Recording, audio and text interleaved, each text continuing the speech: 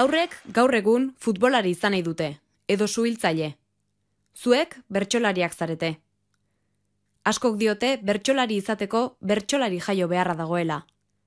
Zer behar da benetan bertsolari izateko? Bertso bana 8ko txikia. Txapelketaren hotxa jokuen argia, uholde bihurtu da jende maria.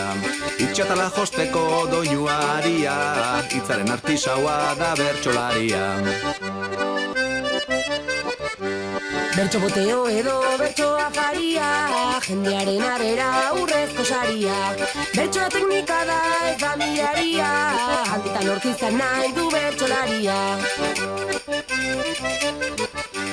Taberna ez batean argitzeak ia, inspirazio iturri hartu zedaria.